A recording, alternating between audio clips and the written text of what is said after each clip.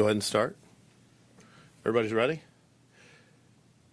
Well, good morning. Thank you for being here today. We are here today to talk about an incredible story, a heroic story, something that you may see on TV that they would make movies about. But this story involves a young lady named Tiffany Slaton, who, on her journey through the Sierra Nevadas here in Fresno County, it is truly an incredible story of perseverance, determination, and survival. This young lady, from about April 14th all the way through Easter, was on her way up through the Shaver and Huntington Lake areas. At one point, she spoke with some people at Huntington Lake near the China Peak Landing and talked to some folks, and she was on her electric bike with all of her equipment. And there were some other individuals there who did not have electric bikes. They commented on her electric bike. But this young lady made it up Kaiser Pass Road all the way over the top of Kaiser Pass, which is a peak that's over 9,000 feet high. She went all the way back on that road toward the High Sierra Ranger Station to an area where you call it's the Y, or the fork in the road, where to left is Mono Hot Springs and Edison Lake, or what we also refer to as Vermilion Valley, and to the right was to Florence Lake.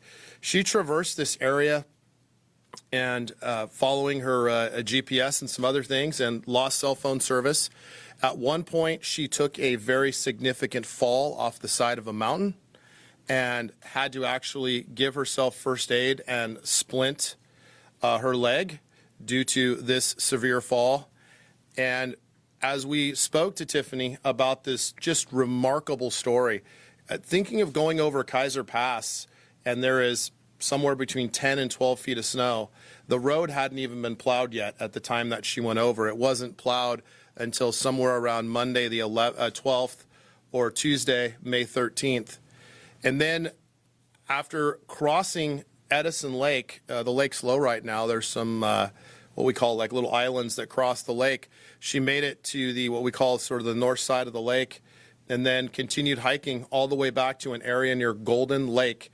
And if you look on a map, Golden Lake is not far from Rock Creek Lake, and she was about anywhere from a half mile to a mile from the Mono County, Inyo County line, but still in Fresno County, hiking up peaks as high as 11,000 to 11,200 feet. Just an absolute remarkable story. Her bike was left at a sign for the trailhead for Hopkins Lake.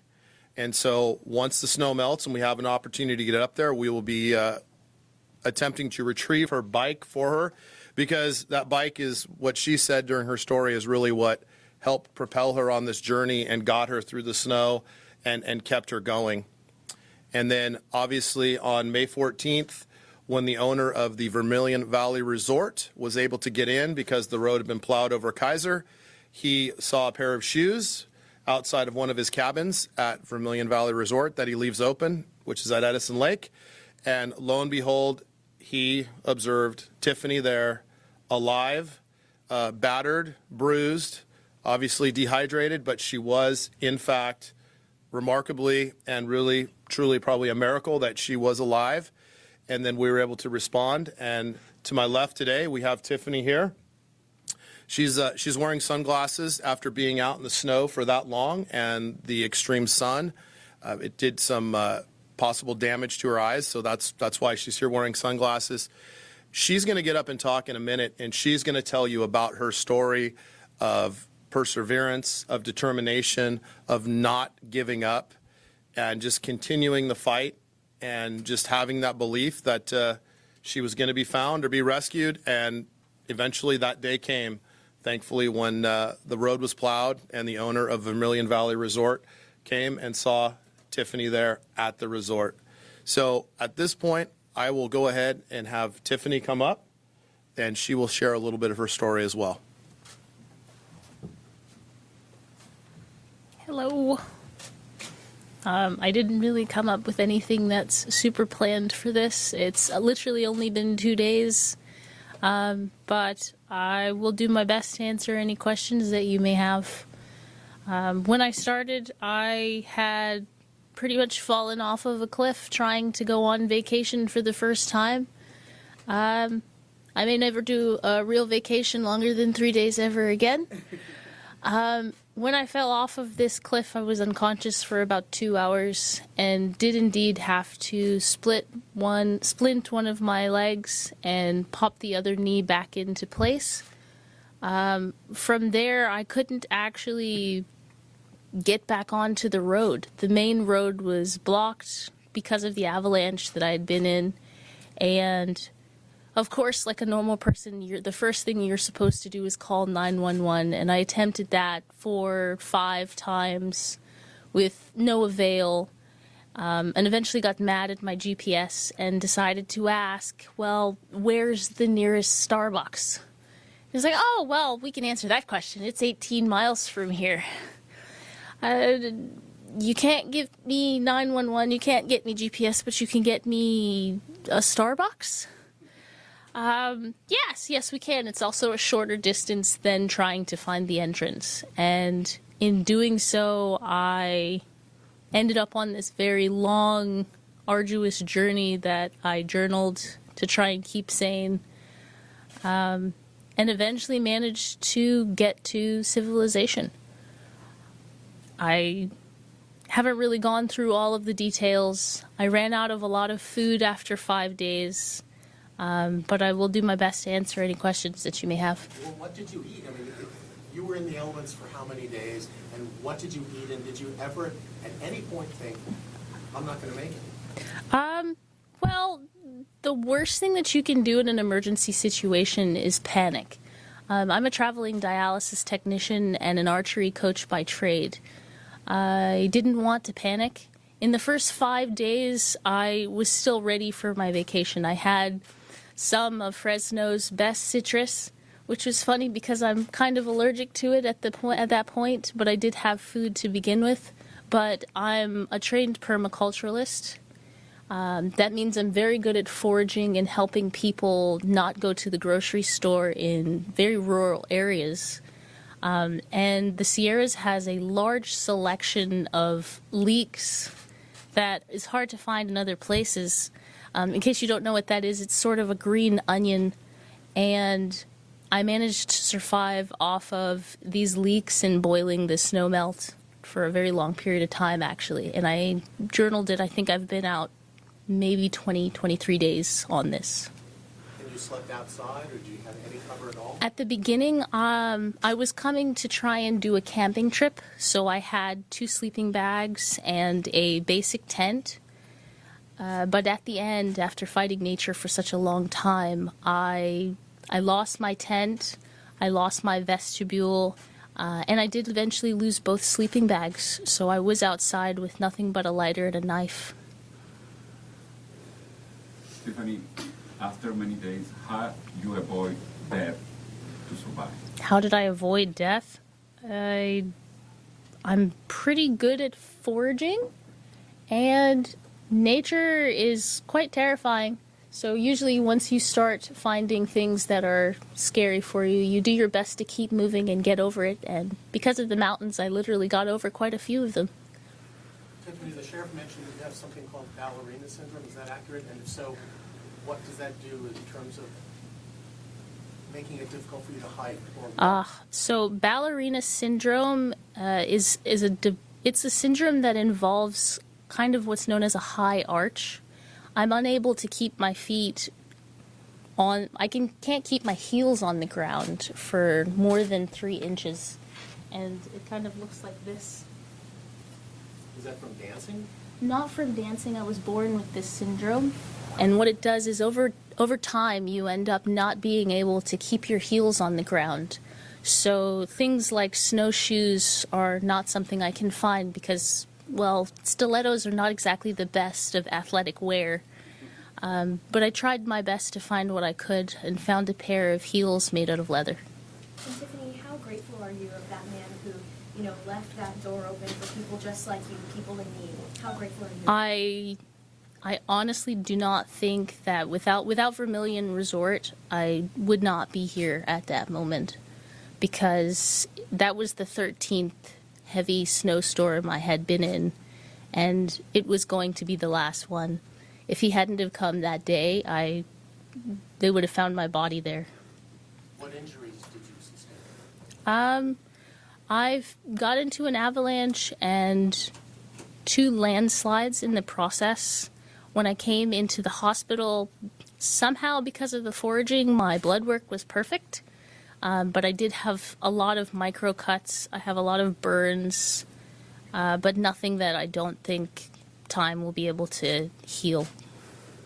And you were able to be found just in time for your birthday. How Yes. did that feel for you? Did you do anything to celebrate? I mean, your parents are here. That was actually my goal when I ended up on some of those mountains. Was I did not want to celebrate a birthday away from my family.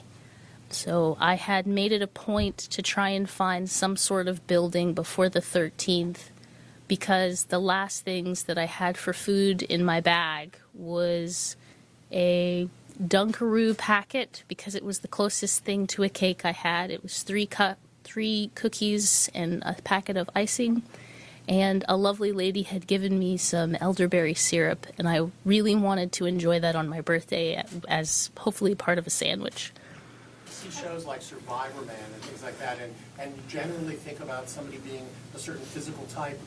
I wouldn't necessarily look at you and say that's a person that could last 3 weeks, and yet here you are. To what do you attribute this ability to survive under the worst conditions? Well, while it may not look like it, I am a pre-Olympian for archery, and in the islands, I am number 2 in the world's islands for archery. In an archery session for 2 hours, we walk the equivalent of 5 miles and lift the equivalent of 2 tons. So my body type is not necessarily going to look like a boxer's, but it is indeed an athlete's. Did you see anything remarkable on your journey? Anything that stood out to you that you remember with animals, any encounters with animals? I did indeed see every type of animal, or come across every track for animals that could possibly be found in the Sierras, including a sort of mountain goat that I have not yet identified because I haven't had a chance to look at the prints. It's only been day 3. Do you remember what day it was that your mind shifted of, I need to survive and I need to keep going and not give up? Do you remember what day it was? Day 1, once you fall off of a cliff and your parents are in the back of your mind from different issues, I necessarily would have said that I would rather, I can't say rather die because I didn't, I would rather live than have to deal with my parents seeing that I failed in such a dumb way. You have siblings? I have 2 brothers, yes. What have your brothers said about your amazing abilities? Both of my brothers are military, and that is not something that I wish to put on television. They are not the adventurous type. We'll put it like that. I don't believe that doing mountaineering is something in my brother's futures. Will you ever do this again? Will you go alone on an excursion like this again? If it was something that benefited my family, like a television show called Alone, I may attempt it in order to benefit my family's economy, yeah. Was it, so what day did you actually start foraging and get off the roads? Did you leave your bike with the intention of coming back to it, or were you leaving it there to come back, weeks or months later after you'd gone? So foraging is kind of, it's almost like going through the grocery store. Eventually you start, boys check out chicks, foragers check out things that you could possibly eat in emergency situations. So at the beginning I had already started trying to supplement the things that I knew I wanted to eat with things that I had found in the environment. One of my favorite things to do, because I am Bermudian American, is part of the British culture is a lot of tea. Manzanita and pine needles is one of the most delicious herbal tinctures that I could probably come across, and it was very relaxing. If it wasn't for the life or death situation, I probably would have really enjoyed that aspect. You made a fire every night, you made tea every night? I did indeed make tea every day, partially because of my Britishness. But the other reason is when you're unable to collect a lot of carbs, the next best thing that you can do is to create a stockpile of micro minerals and vitamins so that you don't fall out. Did you have I had brought basic camping gear because this journey was only supposed to be a 3-day vacation. What went through your mind when you stumbled upon that cabin? I mean, what were you feeling in that moment? That was one of the heaviest snowstorms I had seen. I had actually gotten very lost at that point and didn't recognize that I was back at Edison Lake. I only saw white upon white in that storm. It was a little bit weird, but when I first came across it, it was a pristine Christmas tree and a tiny house, and it had markers like Santa's sleigh, and I could not understand. I actually thought I was losing my mind at that point, that I had somehow managed to make it to the North Pole. So I was not necessarily sure what I had come across, but when the door opened and I saw the best sleeping bag I had ever seen in the world, I wasn't necessarily thinking, oh my goodness, I'm rescued. I thought, it's a dry bed. When you saw your parents for the first time when they arrived here in California, what did you do? What did you say? Tell me about that moment. At yesterday, on my birthday, which is when I got to see them, I was not necessarily at the point of rescue. Most people think that once you've managed to make it to civilization, that the journey is over. But recovery doesn't start happening until your body is fully capable of being able to digest. And at that point, I hadn't been able to digest anything. I could eat, I could drink, but nothing was leaving my body. And it's one of the number one killers for people, is actually just trying to not have problems in the bathroom. So I was very happy to see them, but I was intensely nervous because I hadn't made that transition yet. So how are you feeling then? How are you doing? I'm doing much better. My digestive system has started functioning very well. I'm hoping that I'll see progress very quickly. My parents have told me that a lot of people have helped me to collect some funds for recovery, and I'm really looking forward to the recovery process. Would your parents like to talk? Sure. Yeah, come on, Virginia or Bonnie. You're looking at your daughter with such pride, and I understand that, and it's your only daughter, and she's apparently a better survivalist than your son. What do you want to say to them? Well, we're not going to say she's better. We'll say that we tried to prepare them for whatever the adventure of life will send their way. But your journey must have been horrible, waiting for that horrible phone call that you thought might happen. Did you think the call was going to come and it was going to be terrible news? We're more optimistic than that. We know our children. We know their capabilities to be able to survive. Our children, we've always been outdoor people. Let me rephrase that. My children and my wife are more outdoor people. I would be more comfortable sitting inside in air conditioning in a condo. However, we raised our kids to be outdoor camper type people. Tiffany got the love of foraging and gardening and plants and bonsaiing from her mother and I, because that's what we do on our farm. We have a micro farm in Georgia. So that's where it started. Now my boys, they enjoy, like most boys, they enjoy the military side of things. So they enjoy, tearing stuff up. And that's what that's who they are. Yeah. I can only imagine how you were feeling. Tell me a little bit about what was going through your mind and that feeling when you got the news that Tiffany's okay. Tiffany's fine? Oh my God. I mean, that's basically what I can say. I mean, we were at, of all places, Goodwill. Trying to get some clothes because we had heard it was really cold here, and where we are, it's really hot. So he comes and he gets on the phone. It's like, I heard Tiffany, and ran off. And I am just there crying, and I'm trying to figure out, did he just say that? And a woman walks past me, and I just say, can I hug you? And I hugged her, and I cried. It was the most joyous occasion I think any mother could have.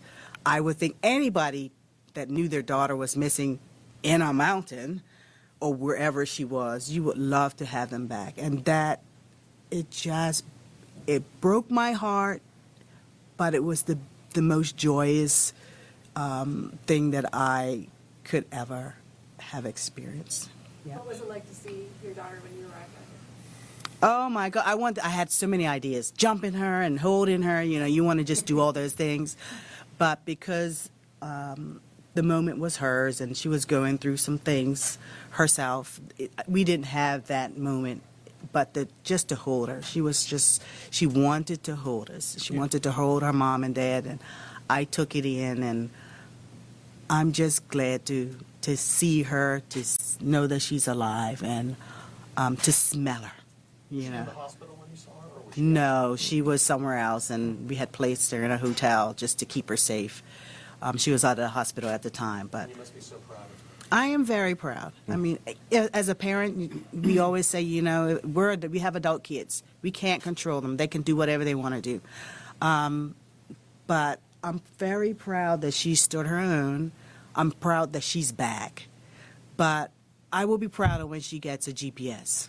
So that'll be much better. We were talking about Garmins and different other things, but I wouldn't be much. She could do whatever she wants to do, but just get some kind of GPS. Yeah. And then we can talk every day. Yeah. We don't keep our kids locked down. This is not a time for us to lock her back in Twigs. We'd love to have her back home when she's home, but her adventure is far from over. Yeah. And so what's happening next? I know she was headed to medical school. Is that correct? That's completely up to her. We have no idea. We are standing back. We're like you guys. What you gonna do next? Yeah. But whatever she decides to do, we will be next to her 100%. So y'all are going to head back to Georgia and just have some family time. Yeah. Most certainly. We will definitely be going back to Georgia, to our little town that we enjoy so much, Twigs County. Yeah. All three of you going back? Oh yes. Even if I have to tie her down, she's coming back home and I say that jokingly, but it's so that she has time to recuperate, so that she can go back out and do another type of adventure. With GPS. With GPS. Yes. What's this experience done for you guys in your belief for God? Oh my gosh. Yeah. As far as God, we've always been people who believe in God. That's not going to change. Community, I could tell you, the community here and around the world, so many people got in contact with us, checking on us, just loving on us. And I just totally appreciate every single person who reached out to us. I love people. I don't care, and I've said it so many times, I don't care where you're from, what you look like. I don't care you're religious or not. People, there are good people everywhere. And for whatever reason, and I'm going to say God, but he always connects us to good people. Mm-hmm. And so I'm going to take it. I'm glad that he gives it to us. Up days, down days, bad days, good days. We're going to all go through it. Every single one of us are going to go through a bad day. But that doesn't mean that there's not a ray of sunshine somewhere. And everybody in the community around the world showed us the ray of sunshine when I couldn't see it at all. So I definitely want to thank them for that. And I thank you for the prayers. And I'm just so grateful, and I'm so thank you. And the police department and everybody that helped. We were here, and I'm crying earlier. I love every single one of these people that were out there. I'm helping to find Tiffany. And some here even doing it on their days off, overtime. This is just the best community of people that I have ever met. And I just want to say I'm grateful. And thank you, God, for everything. Yeah. So, Bobby, you mentioned that Tiffany called you and said, "I'm sorry." I feel like any child we're scared our parents are gonna be upset. I mean, at this point, I feel like you can't be mad, but as a child, it's like, oh, my dad's gonna be mad at me. How are you feeling about that? So when I got the phone call, I really didn't know who it was on the other line. My daughter is lost, and we're trying to find her. And I was already warned that, maybe somebody will call and pretend to be her to try to give you false hope or get the attention that comes with that. So I asked her, okay, so who is this? And she says, it's me, Dad. I'm sorry. I'm not dead.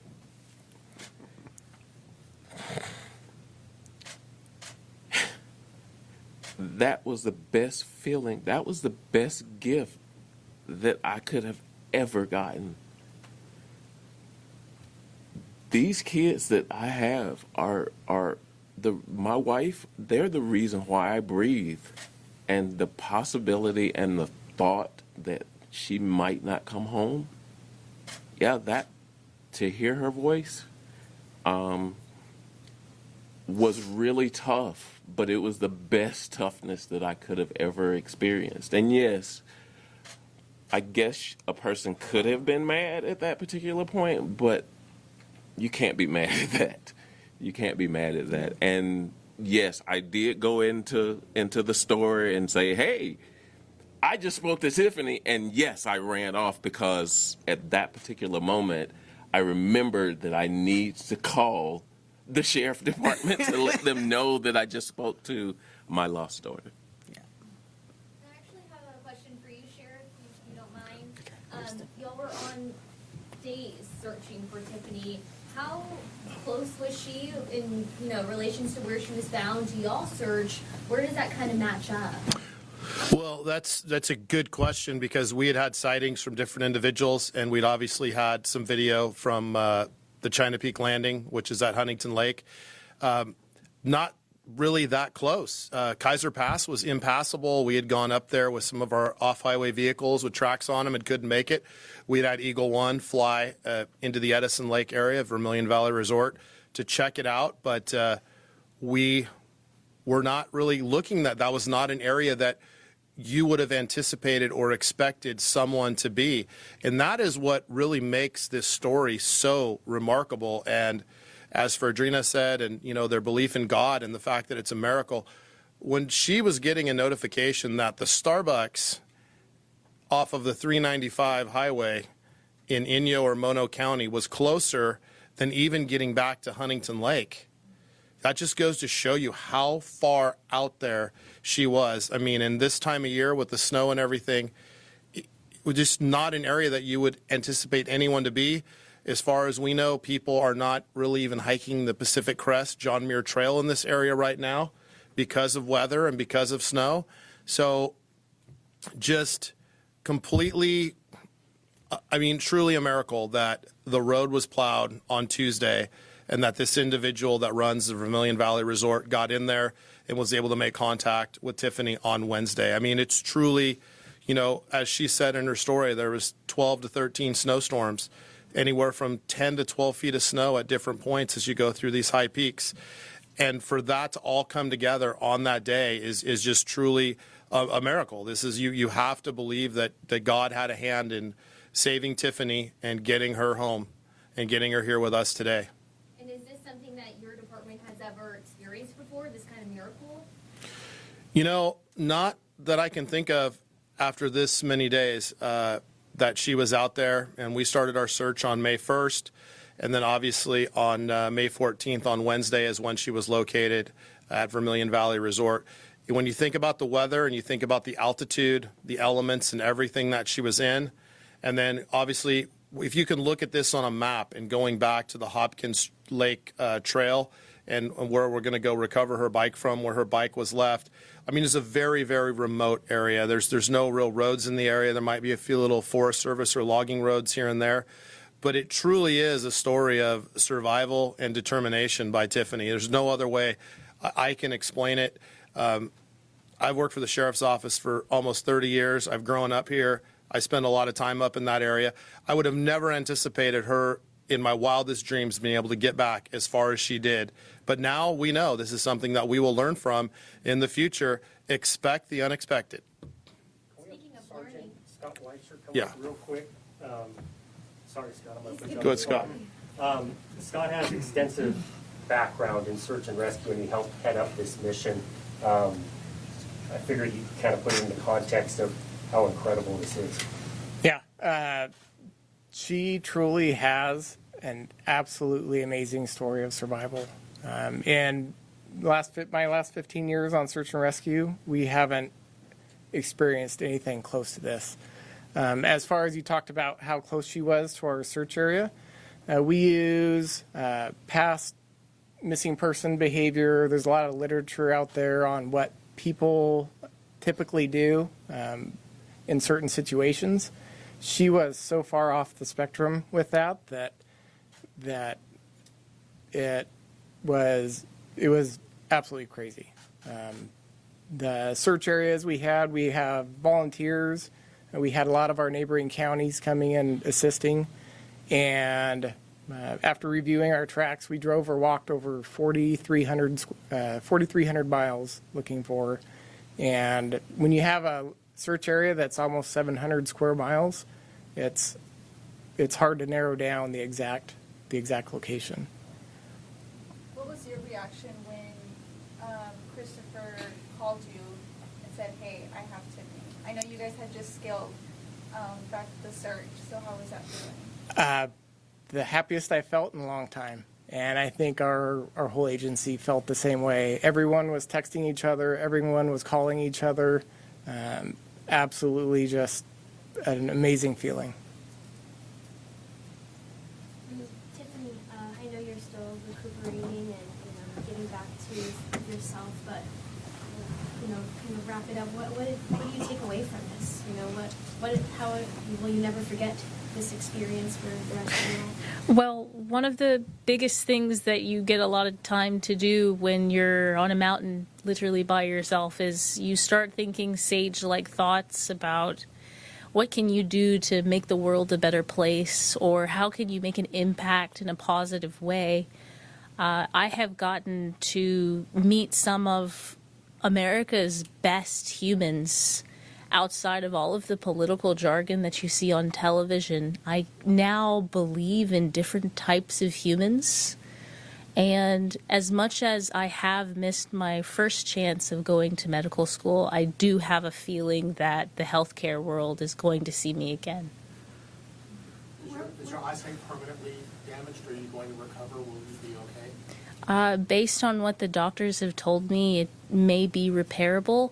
I will have to see about it in the future with some of these recovery processes that my parents are going to have to help me with. Like surgery or what? Maybe not surgery, but it is going to take a long time for these kind of conditions to actually just work themselves out. And I haven't had a chance to see a doctor. The big reason that I kept moving in the first place is my parents are not the richest people in the world.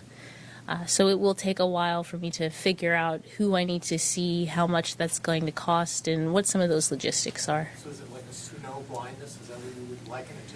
I think that when I was being checked out by the doctor, partially because of my foraging, they were really shocked about how good my numbers were. But I'm confident that it's around 10 or 20% of snow blindness that I did receive. I'm not sure what the rest of it looks like because I may have been a aspiring med student, but I'm not a doctor just yet. Tiffany, do you still have your journal, Tiffany? I do. I haven't gone through it yet because I have to figure out how to open doors first. Tiffany, do you think you restoring in a book, writing a book about you restoring to follow another one? I don't know. I may think about that. Christopher mentioned that the first thing you asked for was peanut butter jelly sandwiches. Talk a little bit about that. I mean, I'm allergic to peanut butter, but I can only imagine you craving that. So when you're hiking in general, the first thing that all of the professionals tell you is that you want to make sure to keep a lot of carbs and a lot of proteins. There's a couple of different, I am a nutritionist, but there's a couple of different ways that you are able to power your body for a long period of time. The one thing that I was unable to purchase when I started was a loaf of bread. So the entire time that I was going, I kept trying to figure out what can I forage to make carbs. And at the end, all I wanted was a sandwich. Now that I've had leaks in water for such a long time, it's almost like I've never had food before. So when I got to Vermilion Resort and Raven and the guys gave me some of what they had brought, I had a peanut butter and jelly sandwich, and it was the best PB&J I've ever had. And you mentioned you wanted to go to Mono Hot Springs. How was your experience? I know it's probably not what you pictured. I actually missed it. The avalanche happened before I got a chance to even see it, so I'm hoping that eventually I'll get a chance to come and see it, A, with a GPS, and B, probably with a car, so that I don't have to have so many issues. Tiffany, real quick, the Royal Gazette messaged me out of Bermuda. They want to know, do you have a message to the people of Bermuda? I will be back for archery quite soon, and I do hope that you're looking forward to seeing me.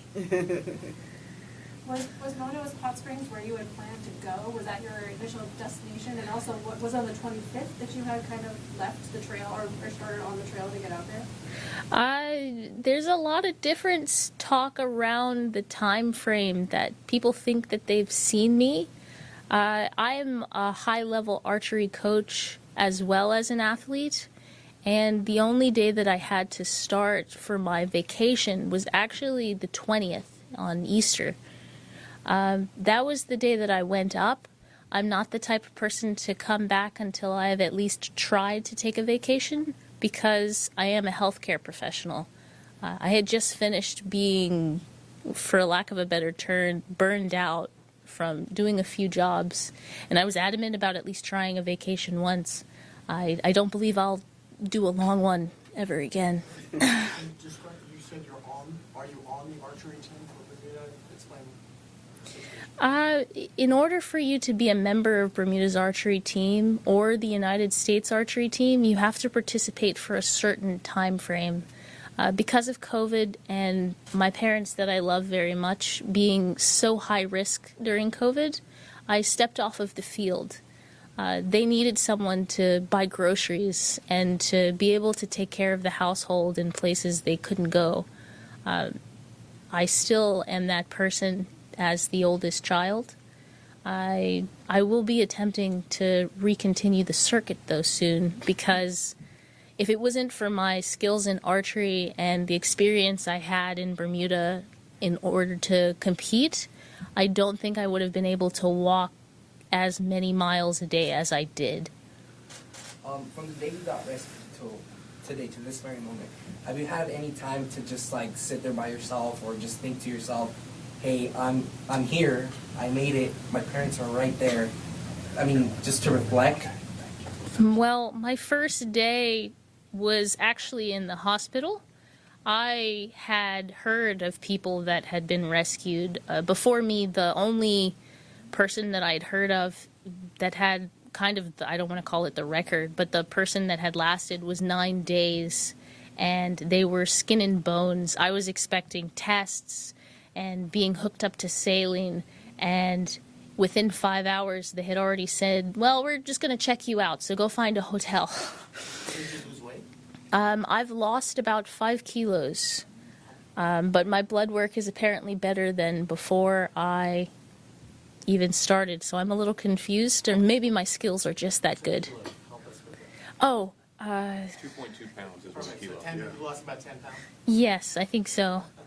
So I'm working on that along with a couple of the other recovery items. I can't really rush that process. At least that's what I've been told by professionals. How did you make that phone call that day? I had gotten in contact with the owners of Vermilion Resort. They're wonderful people. Raven managed to remind me that, a phone is kind of an important aspect. When I had gotten into the avalanche, I had lost mine. And he let me borrow it, and the first thing that I could think of was the 10 things that I wanted to do if I managed to survive, and one was to tell my parents that I loved them. I also didn't want to die because I did not have a GPS. What was you say you witnessed so many us a little bit about that. I mean, did you see a bear? Well, bears are kind of common in the Sierras. I did my best not to participate too often with the animals. Keeping moving in an emergency situation outside of when you're supposed to stay put is very important. A couple of the animals I'm not very familiar with the names of because I'm from an island. We don't have mountain lions in Bermuda. But I did come in contact with those, and after talking with Raven about some of the things that I had heard of, he's one of the owners for Vermilion Valley, I did come in contact with, I think it's a mountain goat of some sort. I thought it was a pack of wild dogs at first, but there's also no dogs in the Sierras, so those were coyotes. I don't really want to focus too much on a lot of it, because most of the time for foraging, you're not supposed to hunt when you're on these trails. But when you do manage to find food, the animals are also in competition with you. And on many occasions, I fought nature and lost. So I'm not super excited to identify all of them just yet. Is this your first time in California, or you've been here before? Like I said before, I'm a high-level archery coach. I was given the wonderful opportunity to participate in the Warrior Games as a judge. So I have been here a few times. However, there are so many different types of terrains for California that I feel like every time I come, it's the first time I've been here. What made you want to come specifically here for this 3-day vacation? I had actually started my journey a while ago attempting to bike the United States, and have been was very successful because I only have 6 states left. The goal after Mono Hot Springs was to hit 4 corners and then the last 2. What was your reaction seeing all the media covered trying to put your name out there and find a way for us to find you? This is actually the first time I have seen anything. I have not. It's been 3 days, and in the wilderness with no phone, no tent, no map, I didn't exactly have any opportunity to use Instagram, Facebook, or any of those. And we've not told her We've not anything. allowed her to. Yeah, they've also not told me She has anything. no idea. She has none. So this coming in to see you guys, you guys look great. All right, maybe one more question, guys, and then we'll let them get back to their day. Anything else? We really appreciate you coming and talking to us. Thank you so much. Thank you. Yeah, thank you guys. And I would also like to say thank you for all of the people that helped to try and find me and for all of the hard work.